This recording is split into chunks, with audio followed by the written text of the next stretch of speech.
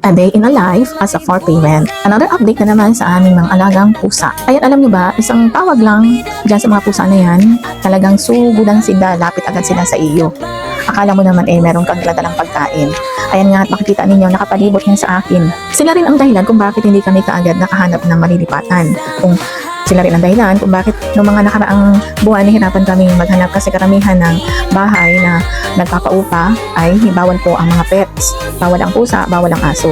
Hanggat hindi kami nakakahanap ng pet-friendly na bahay na pwede namin malipatan, ay nandito muna kami ng mga panahon ngayon.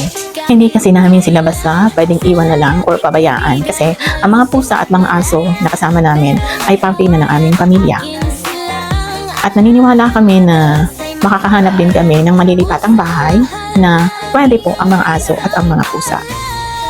Kami naman po bilang for parent, hindi naman po kami mga irresponsibleng pet owners. Nagpapasalamat nga pala kami doon sa family ni Yayi, sa kanilang mag-asawa, kasi malaki ang naitulong nila sa amin sa paghahanap ng malilipatang bahay.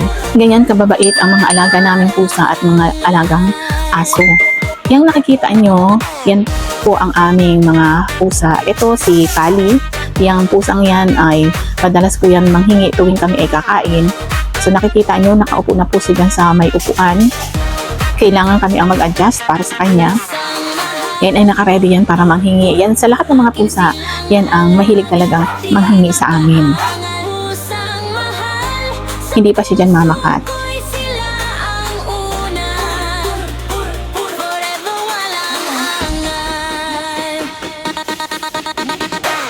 Ito naman ay si Coffee.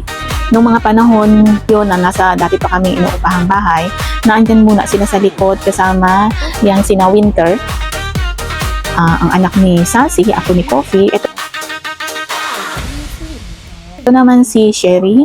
Si Sherry po ay pina-adopt na namin sa kapatid ko sa Santa Elena. Ito naman ay si Itim, ang aming puspin cat. At yung nakikita niyo sa taas ang aming ginger cat na si Dilaw. Yan yung dalawang kapo naming puspin. Pareho sila pong malalambing na pusa. Yan ang nasa likod sila ng mga panahon yan. At yung kasama nila dito sa cage ay si Mumu. Nilagay muna namin sa cage si Mumu kasi baka mabuntis niya lahat ng mga female cats namin.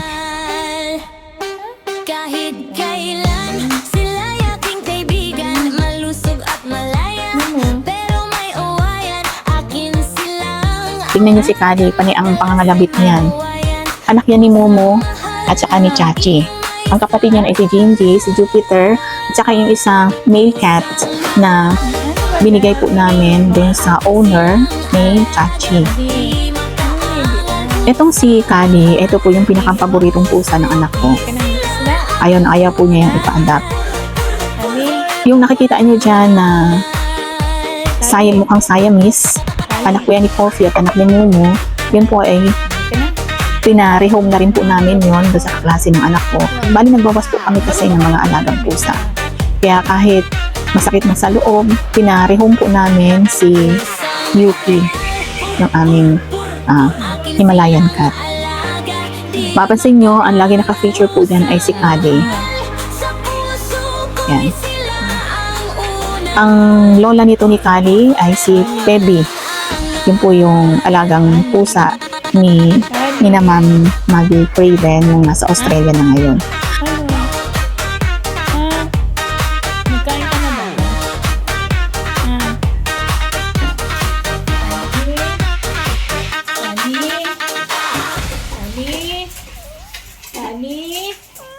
Ako'y may pusang matataba, matatakaw at may mga bida-bida.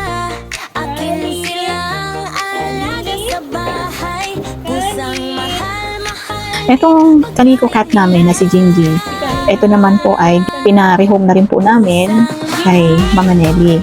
Ito kasi si Jinji ang pinakapaborito kong pusa. Siya kasi yung tipo ng pusa na once na tinawag mo, lalapit ka agad sa'yo sabay mapakalo. Kaya minsan, namimiss ko siya. Namimiss ko ang pusang yun kasi siya yung, sa lahat siya yung pinakang sweet sa akin. Kasi yun naman. Kaya lang, minsan, kailangan mo munang mag-give up. Kasi yun na nga, minsan hindi na kinakaya yung budget. Pero alam naman namin na si Jinji ay maaalaga ang mabuti doon po sa mga lola ni Ella. Kali. Yan sila Kali. Basta pag naandyan ako sa ama, lahat sila naandyan din sa akin. Mga nagpapapit yan. Nag-uunahan pati sila. Minsan nagsasalusan yung mga pusa na yan. Kali. Forever walang angal.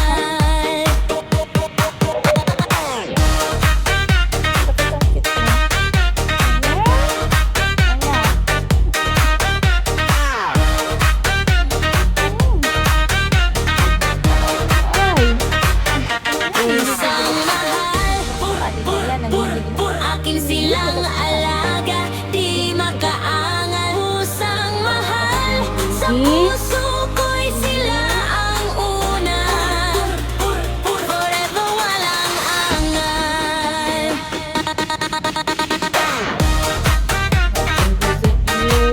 Ito naman si Gotti. Tingnan niyo naman po si Gotti ang pagkakatingin sa akin. Yan kasi ay nagsiselos dahil hindi siya nakapanig sa kama. Gotti, oh.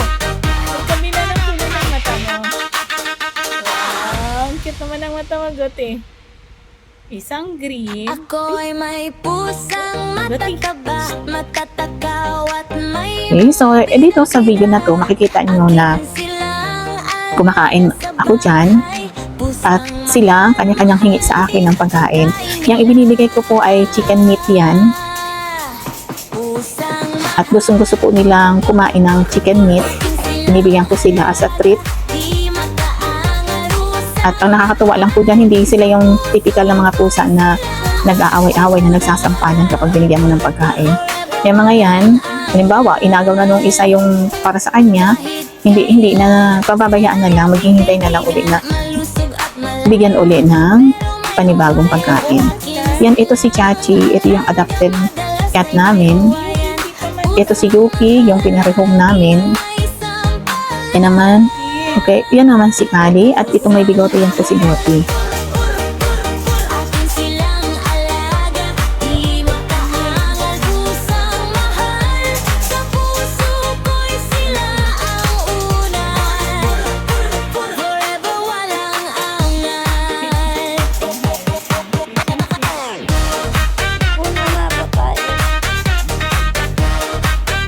Ito yung amin nag-iisang Shih Tzu na si Shamsi.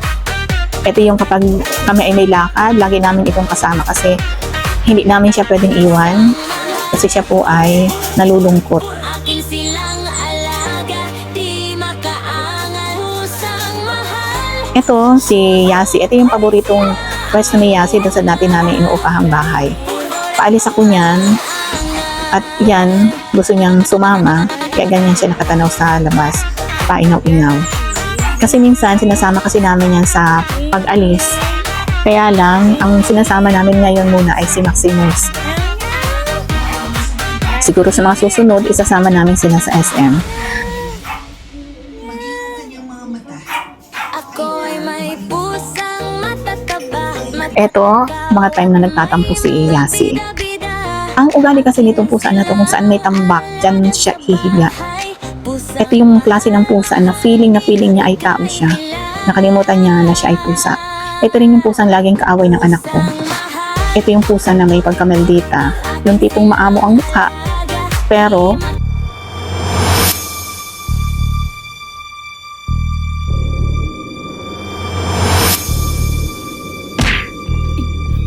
tingnan nyo, di ba? Biglang mananampal yan. kahit kailan, May pagkamaldita ang pusa na to.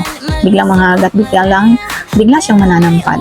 Kaya kailangan ang kuko nito ay laging putol kasi pag hindi, makakasugat siya. pusang mahal, Ito naman si Gotti. Yan naman yung paboritong pwesto niya, ang lamesa. pusang mahal, Kulang na lang sila ang pagtrabahuhin ko dun sa lamesa na yan. silang alaga, Kasi ginagawa na nila talaga yung tambayan. pusang mahal, Ito yung nag-iisang pusa na nakasurvive sa mga anak ni Winter. Tatlo kasi silang magkakapatid.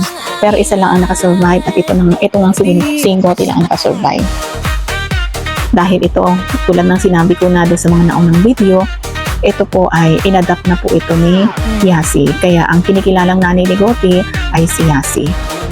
Kasi si Winter, noong mga panahon yon, ay hindi na po niya kayang magpadede ng mga kittens kasi sobra na po siyang payat, halos butot balat na. Kaya po, iwinaday po namin itong mga kittens niya. Buti na lang po at nakasurvive si Winter. Ang bloodline kasi ni Winter ay medyo maselan. Katulad rin po ng kanyang nanay na si Sassy.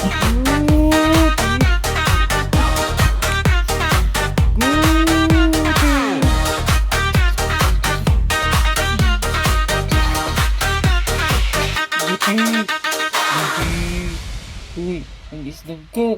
Ang isdog ko! Ako ay may pusang matataba, matatakaw at Nandito na po dyan sa video na yan, ay dito na po yan sa bago naming nilipat ang bahay. pusang Ayan siya, at nagbibisita dyan sa kwarto.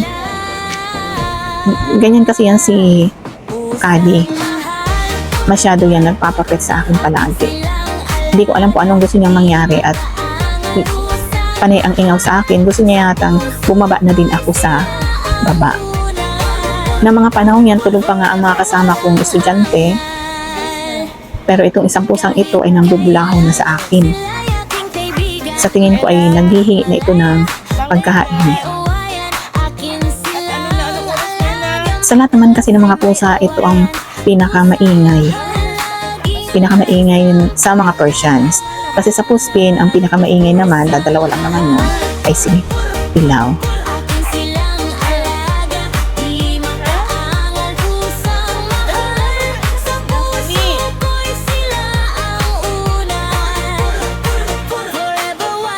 Eto naman si Chachi. Pag naandito ako sa taas, naandito rin ang mga pusang niya, lalo na ito si Chachi. Paborito din kasi ni Chachi na tumabi sa akin sa pagtulog. At ayan din si Kali. Yan.